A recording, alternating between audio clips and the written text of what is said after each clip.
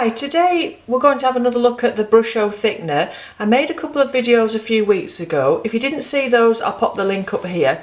But a suggestion was made in the comments there that I could perhaps try seeing if they would work, making a palette from them, allowing them to dry out and then using them as if you would a watercolour pan. So what I did, I've got one of these little food containers, I think that just had yogurts in it or something like that. And I've actually still got, although that was quite a few weeks ago, I've still got the thickener which I've been keeping in the fridge. And as you can see, it's, you know, it stayed absolutely fine in the fridge. So although it's been there a few weeks, it hasn't changed at all. And I popped some in each of these little segments of the food container.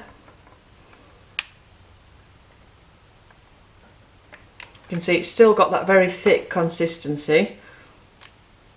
And it was about this amount that I put in.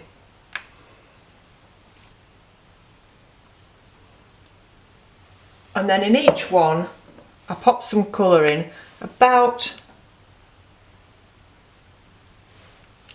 something like that, mixed it up and then labelled the colour on the side of the container. I then left it in the sun in my studio to completely dry out for a few days.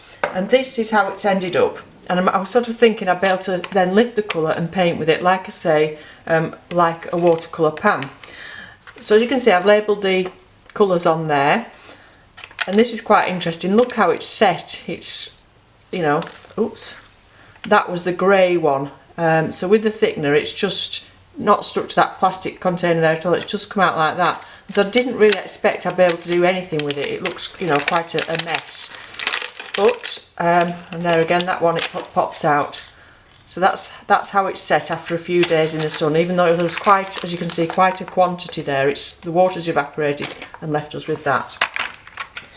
So yesterday I did have a little try just on this bit of scrap paper, and as you can see, the colours are very pale. So maybe I would suggest, the first thing to suggest is that you put a lot more colour in than I have, or put less thickener in and more colour. If you want to use them with more colour. So they've come out very pale. These, you can see, this wasn't that was something else. But these are the ones that I've done from this, and you can see they're very, very pale. But I did it yesterday just seeing if we could lift that off, or what we could do on top of this today. See how set it is. So first of all, I'm going to try lifting it off. Get some tissue.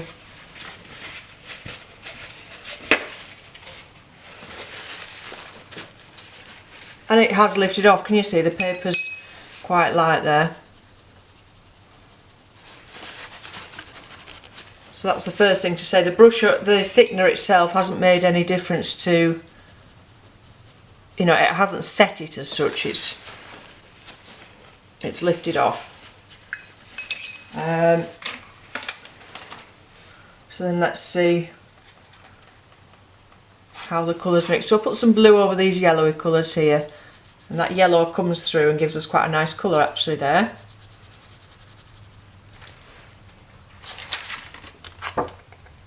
So that has worked. So really, that's all there is to say. So the idea behind the experiment was to see, could we use it, you know, like a pan after we'd done this. This is just a quick little sketch I did of some flowers using a pen.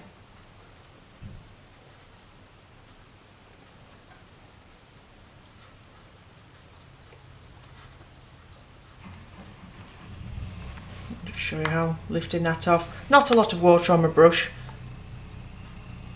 at all really. Just painting it on, wet onto dry paper there. Yeah, that's quite pretty.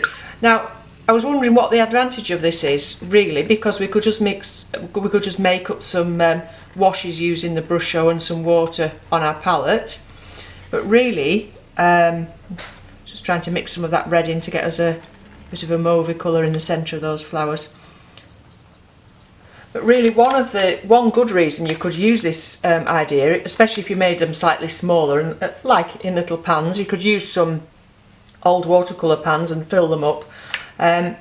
would be to use it as a travel set, because if you're going away on holiday or even out for the day and you wanted to take some colour with you and you just have Brushos, maybe you don't have watercolours, so you really wouldn't want to be taking your pots of Brusho with you. I mean, it's both going to take up a bit of space, but also we know that they're messy, and if we spill some, it's not good to get off your clothes and things and your hands. So doing it this way makes it a much more portable and easy way to take it if you're going travelling. So yeah, so really it has worked. I mean, it's a very funny consistency. Like I say, it's come out like this, so you probably want to put it into something a bit more handy than this, but it works. I mean, you could even just get a little plastic pot or something like that, and once it's dried like this, you can take them out of here and just put a few colours in one thing, so that when you're painting outside or whatever, you've just got all those colours there handy, ready to put on.